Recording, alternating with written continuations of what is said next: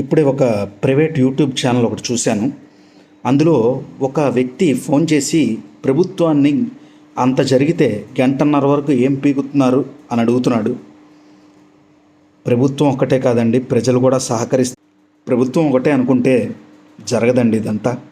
ప్రభుత్వానికి ప్రజల సహకారం కూడా కావాలి. ప్రజలు సపోర్ట్ లేకుండా ప్రభుత్వం మాత్రం ఏం చేయగలదు? అంతెందుకండి, ఎవరో దాకా ఎందుకు, ముస్లిమ్సే కొంతమంది హెల్ప్ చేశారని వార్తలు కూడా వచ్చాయి. ముస్లిమ్సే చంపారంటున్నారు కొంతమంది. ముస్లిమ్స్ ఏమో వాళ్ళు అసలు ముస్లిమ్సే కాదంటున్నారు, తీవ్రవాదులు అంటున్నారు. ఇప్పుడు మనకు కావాల్సింది ఏంటి?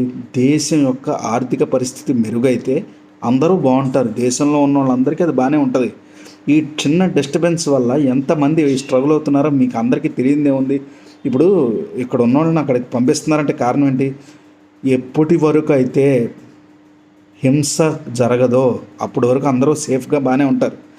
కానీ ఎప్పుడైతే బంగ్లాదేశ్లో జరిగిన హింస, హిందువుల్ని తరిమి 400 మందిని తరిమి కొట్టారో, వారు ఎక్కడికి వెళ్తారు?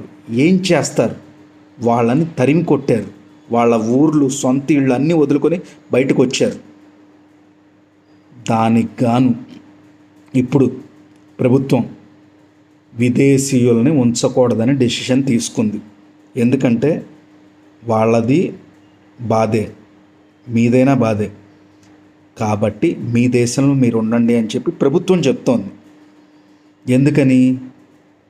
అక్కడ విదేశీయులు వచ్చి బెంగాల్లోని అమాయక ప్రజల మీద హింసాకాండ గురి చేస్తున్నారు.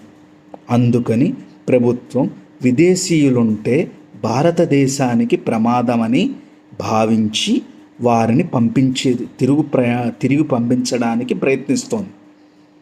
అది ఎందుకంటే ఫస్ట్ ప్రయారిటీ లోకల్కి ఇవ్వాలి కదండి. దానివల్ల